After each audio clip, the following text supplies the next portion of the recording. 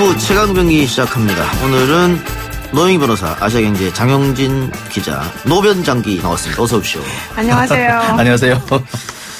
김종천 청와대 의전비서관이 음주운전으로 적발돼 사표가 수리됐다고 하는데 어떻게 된 일입니까?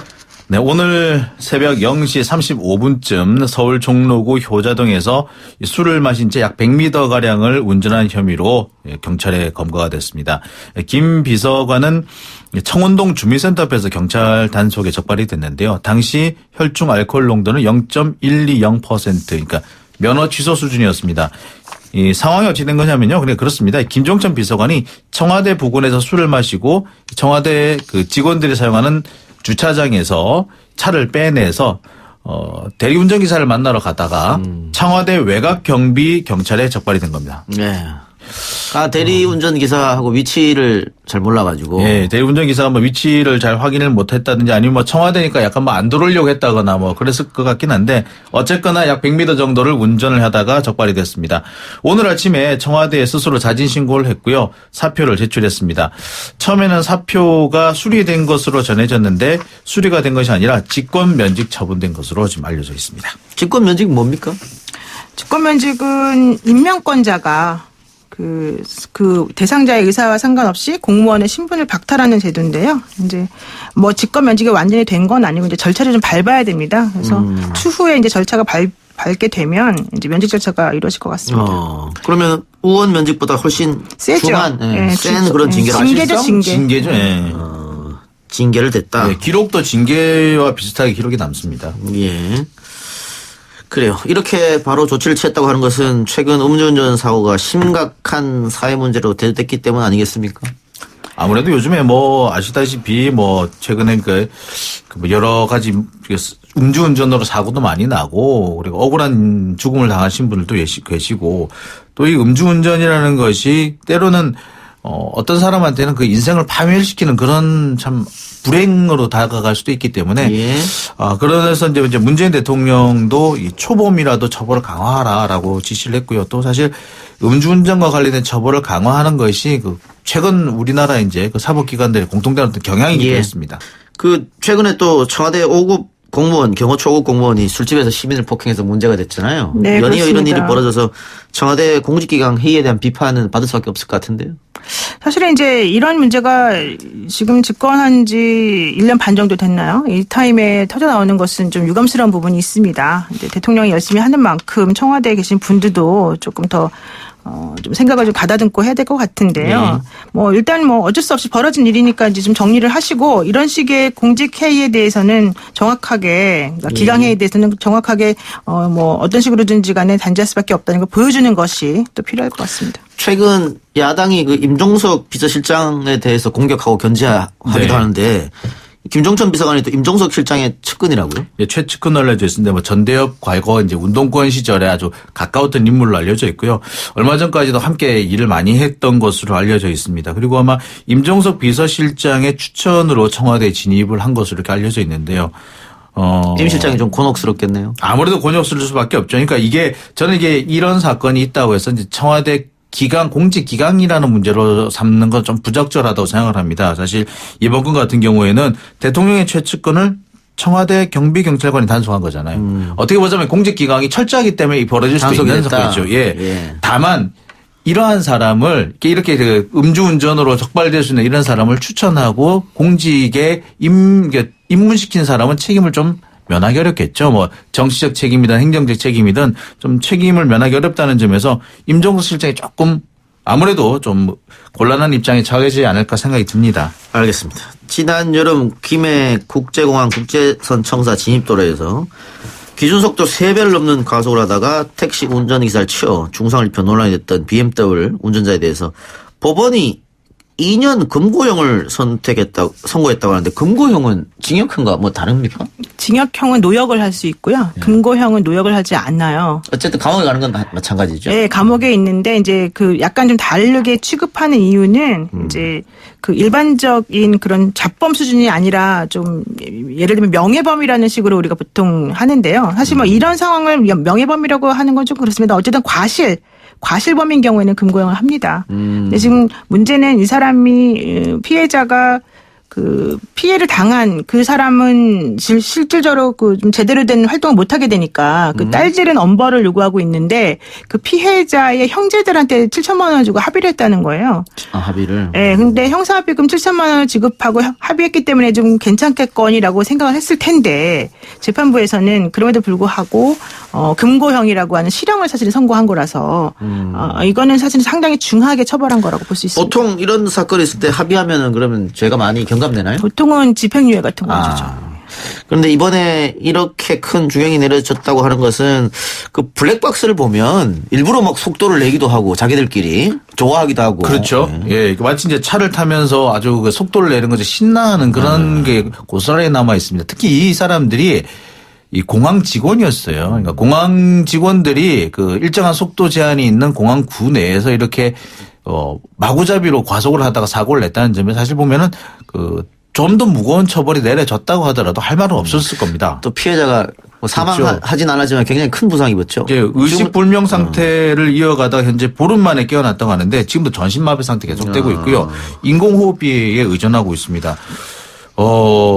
간단하게 뭐 눈을 감아보세요 하면 눈을 감고요. 눈을 좀 떠보세요 하면 눈을 뜨고 이 정도의 간단한 의사소통만 가능하다고 해요.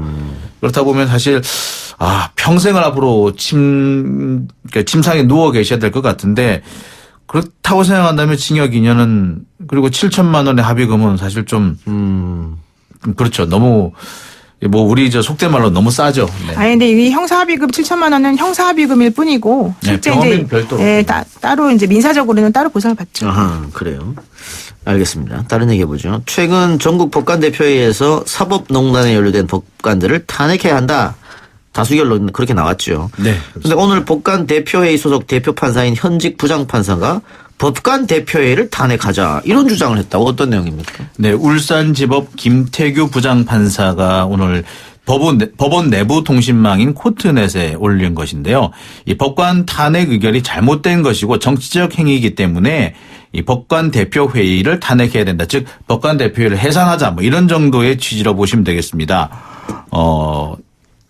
법관 대표회의의 탄핵 요구가 잘못됐다고 하는 이유는 이것이 권력 분립에 대한 도전일 뿐만 아니라 이 특정 학계 출신이 조직을 장악하고 있고 또는 탄핵은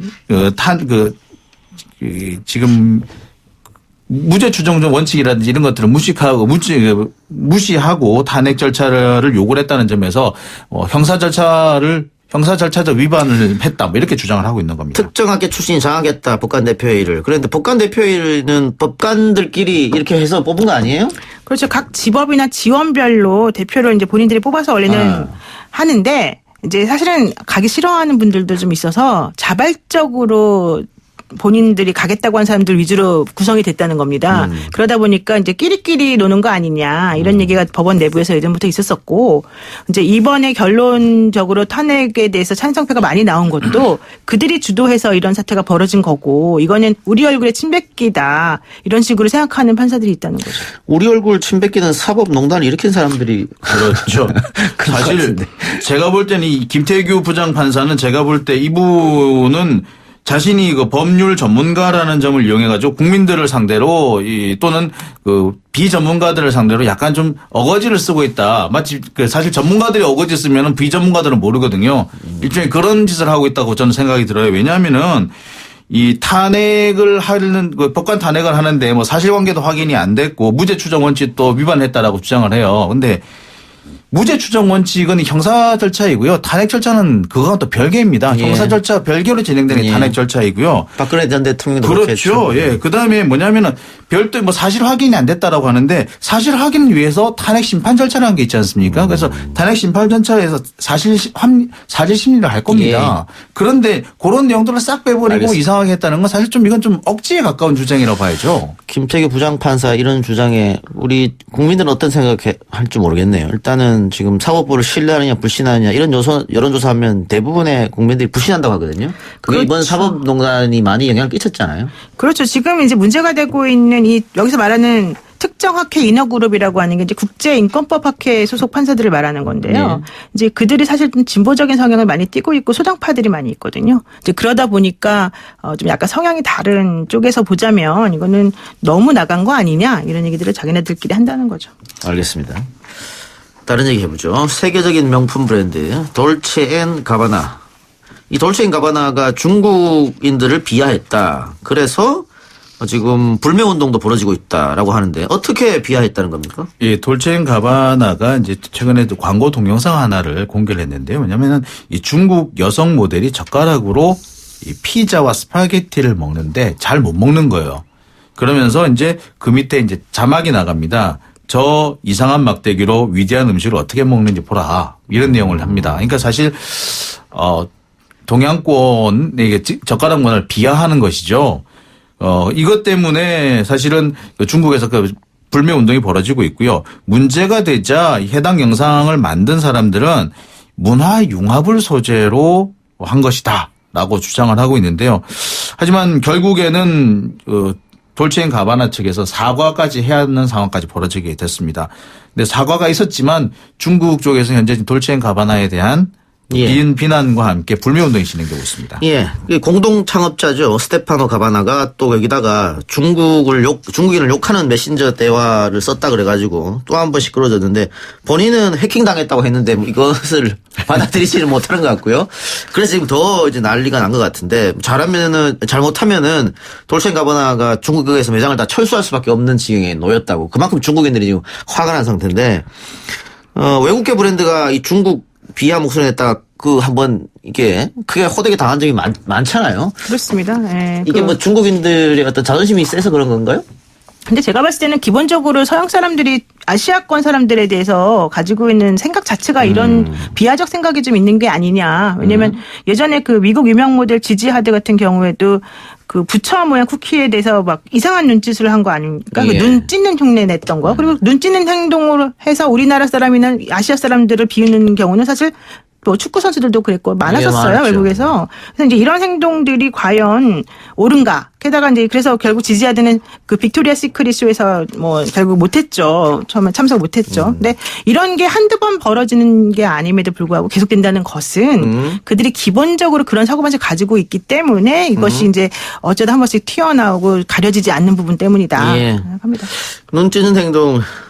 저는 초등학교 때 친구들이 나한테 눈 찌는 행동하면서 많이 놀리더라고. 같은 동양인인데. 우리는 눈 찢고 이렇게 혀를 내밀잖아 지금. 그래요. 네. 우리 노 변호사는 돌체앤가바나 뭐 있습니까? 아, 전 그런 거 없습니다. 제가 알기로는 돌체앤가바나가 한국에서 철수한 걸로 알고 있는데. 예. 그래요. 근데 어떻게 해결되는지 조금 더 지켜보기로 하고요. 두 분 말씀 오늘 여기까지만 듣겠습니다. 수고하셨습니다. 고맙습니다. 감사합니다.